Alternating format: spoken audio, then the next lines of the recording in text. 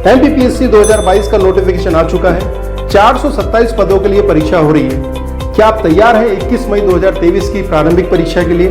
आप सभी जानते हैं कि 19 जून 2022 की जो राज्य सेवा प्रारंभिक परीक्षा हुई थी उसमें 80% से अधिक प्रश्न आपको आनंद सुपरिटेंडेंट संस्थान की टेस्ट सीरीज से मिले थे। इस बार पुनः वह चमत्कार कीजिए, 80% से अधिक प्रश्नों को प्राप्त करने के लिए आप 21 मई 2023 तक तैयार करिए खुद को अगली एग्जाम के लिए।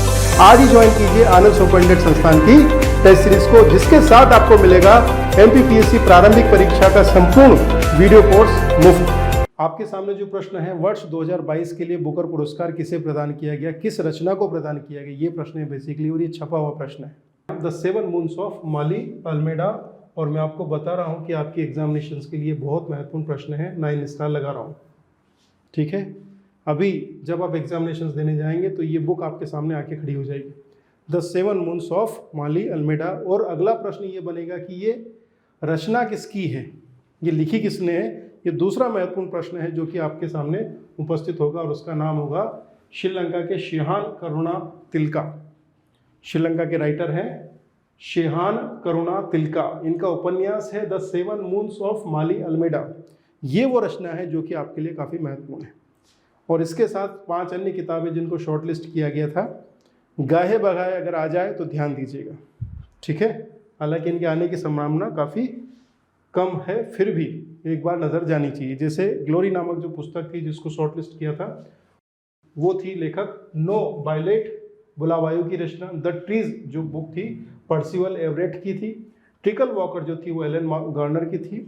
Small things like this Claire Keegan की रचना है। और वहीं ओह विलियम, ये एलिजाबेथ स्ट्राउट की। फिर से the 7 moons of Maali Almeida written by Shehan Karunatilaka, ये रचना आप लिख के रख लीजिए, आपके सामने आने वाली है। ये चित्र ध्यान दीजिए, ये बुक ध्यान दीजिए, ये नाम ध्यान दीजिए, लिखा हुआ है आपके लिए। ये इमेज, केवल एक इमेज आपको एक बहुत बड़ी लीड दिलवाइए। ठीक है, नाम शेहान करुणातिलका, 2022 बुकर पुरस्कार, और इनकी जो फेमस बुक है the 7 moons of Maali Almeida, ये बुक। ठीक है, चलिए तो आ जाए तो गलत मत करके आइएगा। बुकर प्राइज 2022 के लिए शेहान करुणातिलका, उपन्यास the 7 moons of Maali Almeida. अब कुछ अन्य रचनाएं जो कि स्टैटिक पार्ट में आपसे पूछी जाती है, उधर ध्यान दीजिएगा इस प्रश्न से संबंधित। जैसे कि भारत तथा भारतीय मूल के वे लोग जिन्हें बुकर पुरस्कार दिया जा चुका है। नोबेल की भी बात करेंगे हम लोग अगले सेगमेंट में। बुकर पुरस्कार की बात करें तो 2008 में अरविंद अडिगा को दिया गया था, उनकी रचना द वाइट टाइगर के लिए। 2006 में Kiran Desai the inheritance of loss के लिए।